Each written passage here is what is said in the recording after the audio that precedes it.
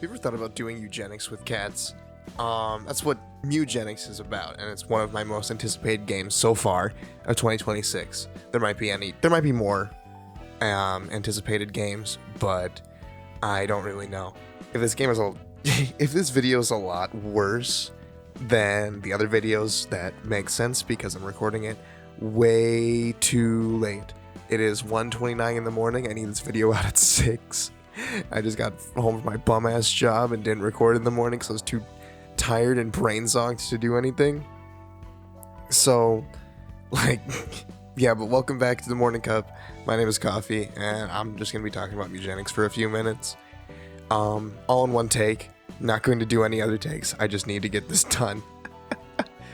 So Mewgenics is a top-down turn-based RPG, kind of like Final Fantasy Tactics, but with cats that you do eugenics on, and these cats can develop like disabilities and shit. Like if you're born with autism, if your cat's born with autism, it has bonuses on all spells it's born with, and has negative bonuses on the spells it isn't born with. And a lot of these stats and stuff like that are really unique to the game. And they have like every single disability under the book. ADHD, dyslexia, autism, OCD, even down to like freaking the joint one. I don't know. I'm forgetting the joint one. Old people have it. But I think Mewgenics is going to be a really, really fun game. It has the effects like, if you hit something that's flammable with fire, it's going to light on fire, and then if something walks into it, they're gonna take like fire damage, or you could like blow things up with fire. Ice damage, freezes. There's also more items in this game than there were ever in The Binding of Isaac. 950, I think, is what Edmund said in one of his streams. Which Edmund does these streams where he just talks about eugenics and he plays Mewgenics, and it's really interesting to watch. I haven't seen him get too far in Mewgenics, but I also really like that a lot of these songs have like lyrics, I guess. They're sang with like the instrumentation, and that's not something I really expected to see from an indie game, especially an indie game about doing eugenics on cats. And it just you know, it's so weird. I didn't expect to see something so high quality, and it comes out like next month, like in a month exactly. Very excited for Mewgenics though. I like that the cats can like develop shit like gambling addictions, and that you have to make the house look and feel comfortable for you to get more cats. I think it's very, very, I think it's interesting, you know. I think the cat's looks also coming from the parents is a nice detail that they've added. It's like, you know, there's just so much stuff that they've been doing on this game that I didn't expect them to do, and apparently it's been in development for about 9-ish years. Some people say 13, but that's been disproven. It's not been 13, it's just been 9. I also really like that the trailer was animated by Meat Canyon, which is, fun fact, I really like Meat Canyon. Been watching that guy for probably since I was too young to be watching Meat Canyon, but I feel like that goes for a lot of us on the internet, you know. Watch Newgrounds animations, played Pico School when we were in elementary school or middle school, just like general stuff like that. I feel like we probably shouldn't have been doing. But I mean, I'm like an adult now, dude. Like, wow. I'm an adult. Mewgenics is coming out big 2026. Excited for that, really. It's definitely going to be a game I'm going to put probably hundreds of hours in. I already have about 500 hours in The Binding of Isaac, and I absolutely love that game to death. And if Mewgenics is looking how it's looking, which is like Final Fantasy Tactics, but with cats and they have their own like spells and effects and like classes and items, trinkets, passive. The list goes on. When the game is this in depth, there's no way I'm not going to sink a whole fuck ton of my time into this game. It's probably going to be an unhealthy amount. It's probably going to be an obsession, and I'm going to put it in like my top 3 games if it's looking, how it is. It also looks like the levels are really, really long. Watching Admin play the game, he spent like an hour in the alleyway, and there's several other levels after the alleyway.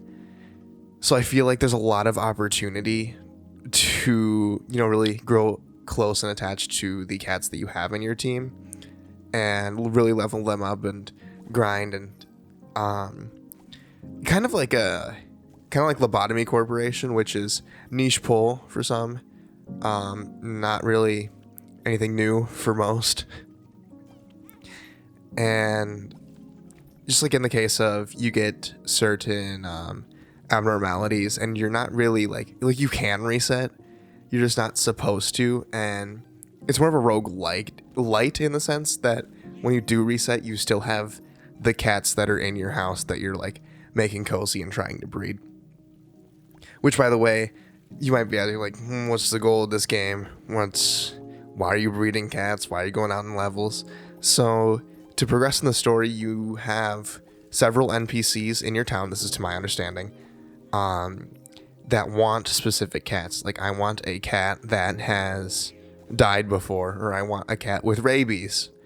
Then you go out and you have to basically do eugenics on your cats to get them like disabilities or make them dead when they're born, or just like some shit like that. It's really weird, but it's kind of interesting, I guess. I mean, it's not a concept I feel like most people would touch on. Edmund also said that he doesn't support eugenics and that the game isn't a pro eugenics game, which is good, because I feel like a lot of people would mistake eugenics for that kind of game. Yeah, dude. There's also a lot of reoccurring enemies from the Binding of Isaac in this game, like the pooters and stuff like that, which I noticed when I was watching the live stream. It's just an interesting tidbit, nothing really too crazy. The flies as well. The terrain is really cool in the game. They have water, which cats don't like water, which is like common knowledge. I'm not really sure about in-game because I haven't played the game. There's also grass, which is flammable and you can light on fire. There is enemies that will camp out in water, and there is enemies that will camp out in grass to like try to get the edge on you, which again is really cool. I guess the game kind of has this like noir aesthetic to it, where it's like semi black and white, but like, the characters and the colors are very muted and not saturated at all. And the UI looks very much like I want to say like 1980s, 1990s, with like the sharp colors and the funny like backgrounds, and it's usually just like some fucking shape. Imagine like an old ass car, but if you made it into a video game. It's like the best way to put it. And obviously, like, I'm a post 9/11 child, so I can't really speak much on an old aesthetic that I didn't live through. I don't even think my parents lived through it, to be completely honest. With the water, you can freeze it if you have ice attacks, which is cool, which allows you to like walk on it and get to enemies in the water. And you have spells too, like Magic Dart, or you could put on stickers, these like diamond stickers on yourself, and it'll make you like sparkle and shine bright like a diamond. I think that's really interesting. Let's see how many times I can say interesting in a video. I think I've said it quite a bit. Oh yeah, when an enemy's frozen, they like slide across the ground too, and then stop when they hit an obstacle, which is really cool. So not something I really expected to see in a game like this, but it makes sense in a game like this. It's just like, and I don't really think of that, like, ever at all. Every cat has its own stats too, like an attack stat and a like endurance and vitality to see if like how much health they have or how much damage they can take or give. So you can like breed your cats to have certain stats and don't have certain stats, which is also, you know, I think it's cool that you can really control what classes and how you want to build your team in the game. It's just like kind of RNG, I guess. You know, it's not all laid out for you. You don't know exactly what you're gonna get. So when you're ending a battle, whichever cat hasn't been leveled up gets to level up, and you get to pick a skill for that cat. Like, you could set like a spike trap that'll deal like a certain amount of damage when enemies land on it, or like pheromones, which will like it'll charm an enemy and allow you to have that enemy fight for you. And I also know there is transformations like the Binding of Isaac. Like if you have a few leather items, you'll get a transformation for that. You can heal people with some kind of spells or like abilities, and there's also active items like the Binding of Isaac and passive, which apparently, according to Edmund, the passive items are really, really important to the game. Not that I would know, because I haven't played the game. I'll probably make a second video about the game when I do play it. Dude, I just like remembered that the cats like sing to the music in the background. Like they'll meow the tunes, and that's really funny. And I think it's like it's low-key kind of cute. But then it's like less cute when I remember that like Markiplier and Lazy Matman voiced some of these cats. Everyone knows Markiplier. Lazy Matman's a Binding of Isaac YouTuber, which posts like daily, if not twice a day, and he's also goated. I love that guy. One of those channels I really look forward to watching. You're also pretty incentivized to beat the levels and go through as fast as possible, because like certain levels will have things you can collect, but you'll get like bonuses if you beat all the enemies in the level and just move on. I forget what those bonuses are exactly. I'm pretty sure it's just like experience or passive items or trinkets or something like that that will like help you in your battles, but not really sure. I'm just going off of what friggin' Edmund said in his stream, which is that you want to get through fast and you'll get bonuses if you do. There's also a really wide variety of just like mini bosses and regular bosses that have their own like theme song, I guess. And the enemy types too they kind of fit with that whole genre of a lot of the enemies being, I guess, unique, and they're not all cat themed.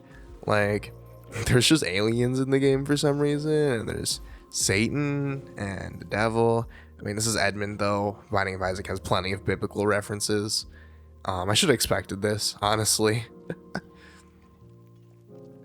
Generally, Mewgenics looks like a really, really fun game that I'm definitely going to be picking up day of release and giving myself time to play it.